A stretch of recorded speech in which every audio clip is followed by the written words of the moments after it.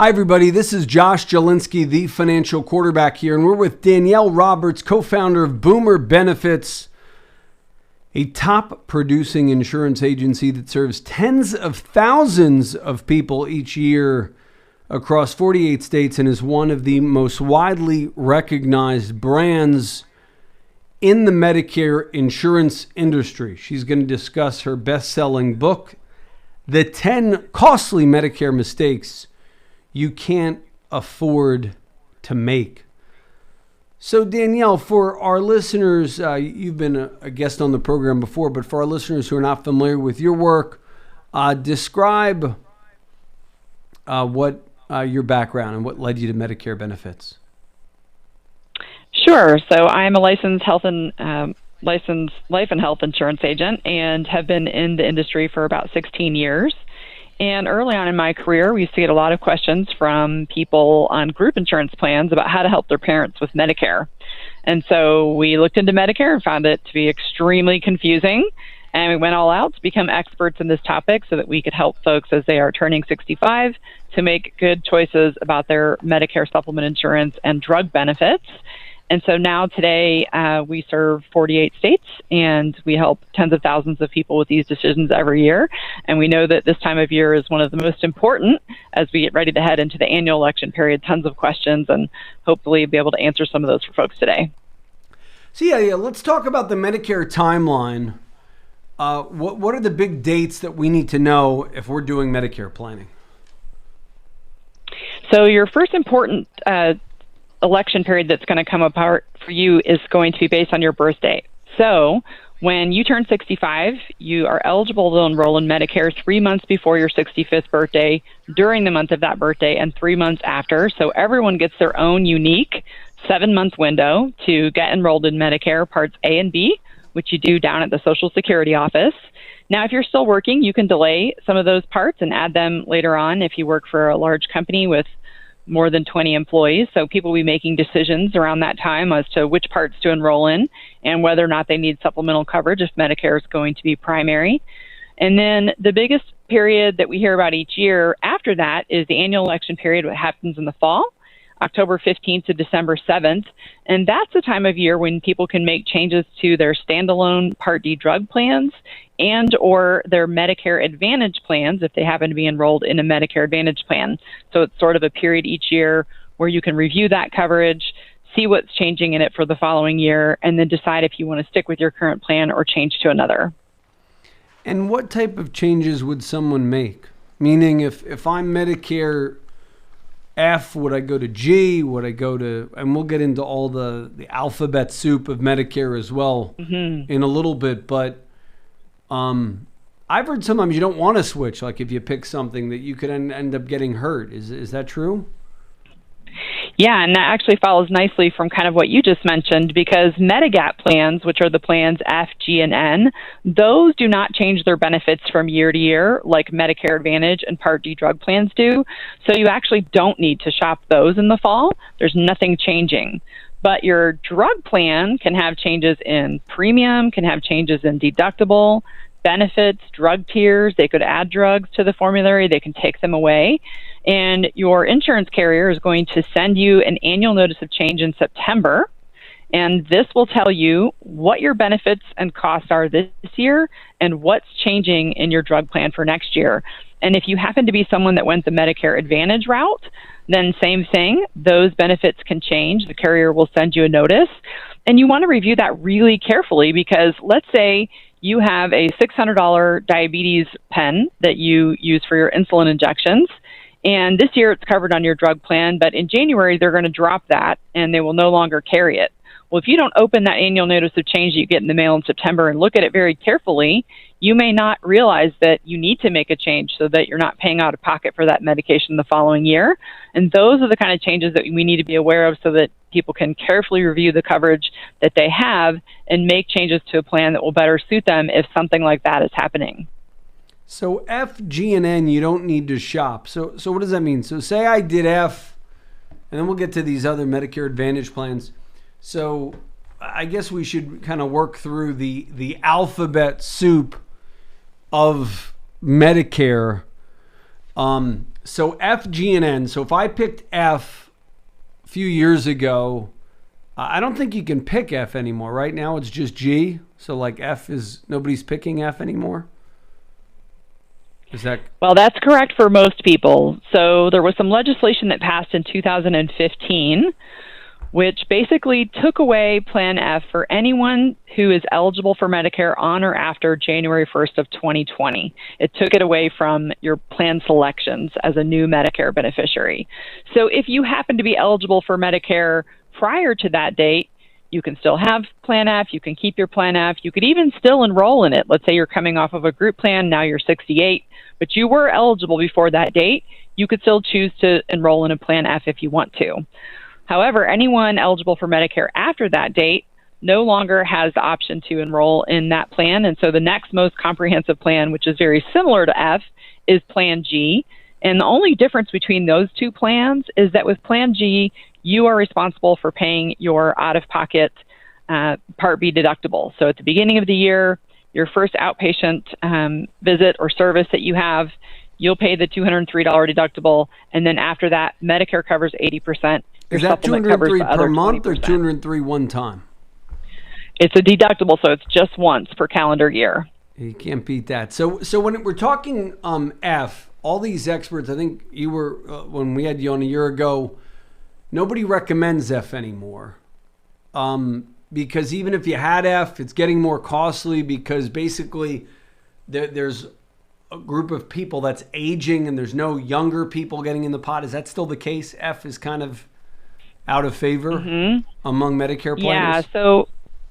Yeah, so a lot of people are switching away from it because of exactly what you said. That's a block of business where we no longer have any new, young, fresh 65-year-olds coming in. The idea is that the healthiest group in that block of business is always going to be the youngest group.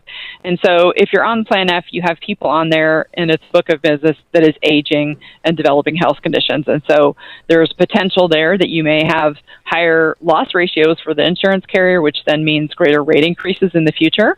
So some people on Plan F chose to switch to Plan G, and if they were able to make that change in the state that they live in, a lot of states to change those plans requires health underwriting, so there's some decisions around that. We still do have people, though, that even knowing that will occasionally choose Plan F because they just like the certainty of that when they have any type of bill, Medicare pays its share, their supplement pays the rest, there's no deductible to worry about, and they choose it for peace of mind. So you could go either way with it, but I usually tell people Plan G, you're going to have a little bit lower premiums because you're taking on, of course, the deductible out of your own pocket, and that's the only difference. So if there's a better value with Plan G, that's certainly a great choice. Okay. Now, so you have F, you have G, so we're going to work through all the alphabets. You have N, and we're kind of like shuffling around. I guess we should go A, B, C, D, then F, G, N. But since F, G, N, because it seems like all the Medicare plans, they always like G. The thing with F, and this is kind of a question. So if you were on F and you want to jump to G because you're worried about being in an aging pool, you have to get a new physical or what? How does that work with the health requirement? Yeah. So in most states, to make a change from one Medigap plan to another, you would have to go through health underwriting questions and pass underwriting. So you're going to answer some questions on an application. A medical underwriter at the carrier is going to review that. They're going to look at your medical history. They're going to pull your prescription history, and they decide whether or not to take a chance on you. And many people can pass that with flying colors, and it's not an issue. Or you might live in a state like New York, where you can make a change to any plan you want any time of year, and there's not going to be any underwriting. So there's a few states out there where there's year-round open enrollment. But in most states, making that switch will require underwriting. So, of course, you never want to cancel your existing Plan F until you know that when you've applied, the new carrier has accepted you for Plan G or N or whatever you applied for. So you could conceivably, if you're getting older, you're getting more unhealthy, there could be a scenario where people keep raising the premium on F, the insurance companies, but it may not be still best to move to G because maybe no G will take you. So yes, you got to be careful about that. Are there? That's right. And so so New York, though, doesn't matter what your health is. Most states it does. What other states are like New York? So there's some states that have just wide open, you can make the change year round, and then there's several states that have limited times of year. And so you always want to check with your individual states to find out what those rules are. For example, in Vermont, there's year-round open enrollment, but only some carriers choose to participate in that. So you want to, in your state, check with the carrier that you're applying with, find out if they honor open enrollment. If they don't, then you may want to look for a different carrier. And so they allow the carriers there to make individual decisions. Some states have what's called the birthday rule. So in California, there's a period of time each year where if you already have a Medigap plan, during a window surrounding your birthday, you can switch to that same plan or one of lesser benefits without having to go through underwriting. And so the states always make the individual decisions. And I would say there's probably only maybe 8 or 10 states that have these expanded rules of some kind, and the rest are all going to require the underwriting. So Danielle Roberts, we're with Danielle, her best-selling book, The 10 Costly Medicare Mistakes You Can't Afford to Make. You can find out more about her work on boomerbenefits.com. That's the website. Or call us at 888-988-JOSH right now, 888-988-JOSH. And if you schedule your free 45-minute financial blueprint, we'll give you a copy of her book at no charge. But we need to hear from you at 888-988-JOSH, 888-988-JOSH. And we're back. So much of our world has changed as an effect of the pandemic. I recently had COVID the last few weeks, and it knocked the crap out of me. And in your opinion, has Medicare planning changed at all in light of the pandemic that need to be worried about? We're going to go back to the alphabet soup. I don't want to lose people. You did great. N, F, G. We're going to go to N also later because, what is N? F and G. It's just funny. Like everybody always likes G. And I'm going to ask you, is there Medicare Advantage is big now and a lot of that type of stuff. We'll get into that. But what has changed in Medicare planning of late in light of the pandemic? Anything that we need to know about? So the biggest thing that changed in terms of what Medicare offers to beneficiaries is that whereas before telehealth really was a very limited thing with Medicare, now the telehealth is quite regular and Medicare will pay for a telehealth visit just like it will an in-person visit. So I'll tell you what about telehealth really quick. I had COVID. Sure. Nobody would talk to me. I would tell my producer, hey, Ernesto, he's like, download an app. I'm dying. Literally, I couldn't breathe. I'm choking. The guy's telling me, sorry, I'm giving him a hard time because he's here, but he's like, oh, download the Tele app. I didn't have the energy to download the Tele app. I couldn't breathe. But luckily I found one doctor, no thanks to you, Ernesto, who did a phone appointment because I didn't even have the energy to do a telehealth. Now realize I had COVID. Okay. This is funny. I had to go to the ER for the Regeneron, the COVID Regeneron theory. Mm-hmm. No doctor would see me because I was generally healthy. I saw I might have had like a cardiological evaluation where I passed. But my primary care doctor said, oh, well, we haven't seen you in like 2 to 3 years because you're healthy. So we're not going to even give you the prescription for the Regeneron. I had to go to the ER. I was getting coughed on, and no doctor would really see me. And so luckily I found somebody on the internet who would take a phone call who was a friend of a friend. And thank you, apparently world famous Dr. John and Alita Eck. And if it wasn't for these people, I couldn't breathe. It was horrible. And so yeah, telehealth is a totally new thing, and one thing that I'm going to get, maybe a telehealth regular doctor relationship because with COVID, nobody even wanted to see me. They're like, you have COVID, stay away. So telehealth has changed. What else has changed? Yeah, and keeping in mind, too, a lot of the doctors had to scramble to put the telehealth in place because they weren't used to doing that for Medicare patients ahead of time. So I think the kind of website that you're mentioning, we're seeing those crop up all over the place. And I think it's a good move for Medicare and the world in general. And so I would say in terms of COVID, that's really the only planning, not even really a planning decision. That's more on Medicare's end. I think maybe, though, that it has made people take a second look at whether or not they want to be on a plan like Medicare Advantage, where every time you need a service, you're paying out of pocket, versus something like the Plan G, where there's no doctor copay. And so once you pay your deductible, you don't have to worry about the rest. So when someone has a family member and they struggle or they have long COVID and that person's going into the doctor repeatedly and they're incurring a lot of charges for any kind of health care, that does make people take a second look at those things. But in reality, a lot of times with the Medicare Advantage plans and even with original Medicare, they've waived a lot of the payments related to COVID. COVID testing, generally, we don't see people getting any type of charges for those. So if those kinds of things have made you feel more hesitant about Medicare Advantage, I haven't really seen that being an issue on either side. Of course, we always can understand the idea behind choosing a Medigap policy because you like the surety on the back end, but we've seen the policies on both sides of the fence do very well with covering COVID just like any other illness. So we did F, we did G. So G is sort of like the Cadillac, I guess, of plans. What is N? And how does it differ from G and F?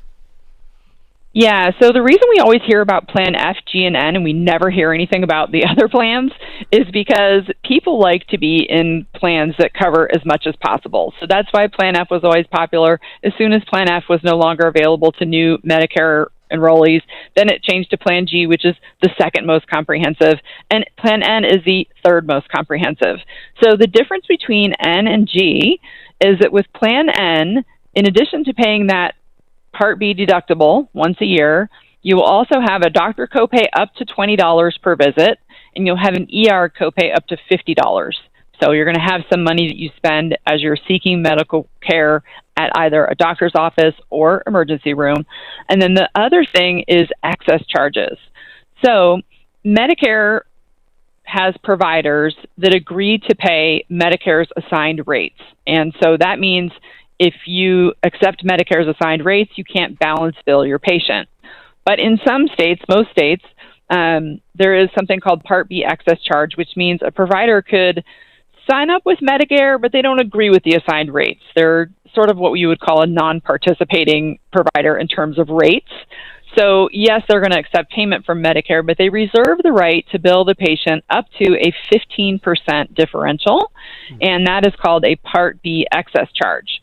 So if you are someone that thinks every time you seek a provider's treatment, you're willing to ask, hey, do you accept Medicare's assigned rates, and make sure that the provider says yes before you treat there, maybe Plan N is no issue for you.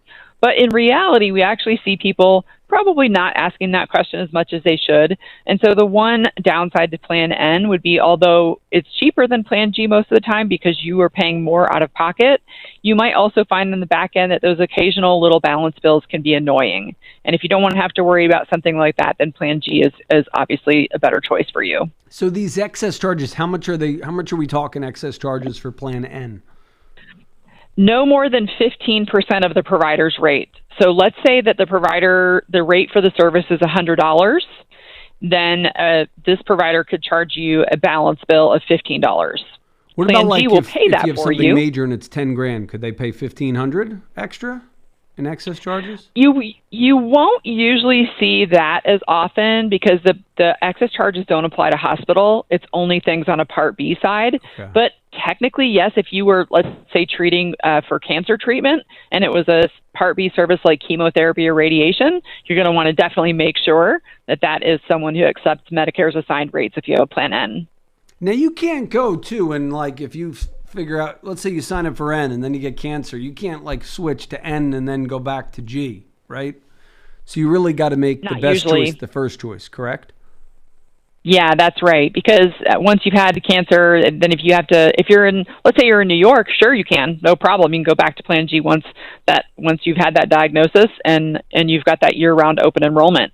But if you are in a state that doesn't have that, like Texas, to make that change, you're going to go through underwriting, and the carrier is going to decline you as soon as they see that cancer history.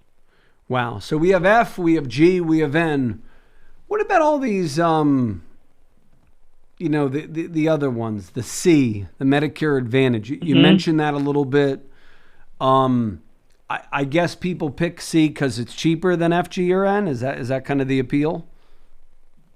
Yeah, so Medicare Part C, Medicare Advantage plans, they typically do have lower premiums than Medigap plans. And in some areas, in urban areas, you can find Medicare Advantage HMO plans that may have what we call as a zero premium, meaning you still pay for Part B, but you don't pay anything for the plan itself. And the difference is that instead of you being able to access any of the 1 million providers across the nation that accept Medicare, you're going to use that plan's much smaller local network of doctors in your area. And of course, we know about networks. If you have an HMO plan, most of the time, you're going to need to pick a primary care provider. You're probably going to have to get a referral before you can see a specialist. If you find that to be a hassle, probably a Medigap plan is going to be a better fit for you. But the lure of those much lower premiums makes Medicare Advantage plans very popular. About 1/3 of all new enrollees into Medicare choose Advantage plans. The thing you want to look out for on those is that that's great when you're really healthy, but later, let's say you develop a health condition. Remember, with Advantage plans, you're paying copays for all the services as you go along, and that could get quite expensive if there are some services where the Advantage plan is charging 20%. We see many Medicare Advantage plans charge 20% for things like cancer treatment, dialysis. These are expensive things, and that can make Medicare Advantage plans more expensive in the treatment on the back end. So you've got to kind of weigh the risk there and decide if it's something you're comfortable with.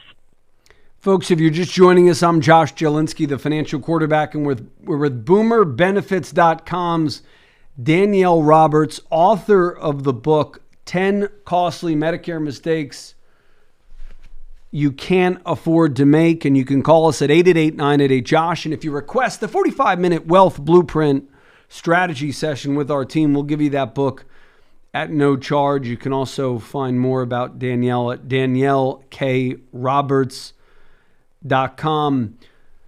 So Medicare C, and anything else we need to know about C before we go to the rest of the alphabet soup of Medicare?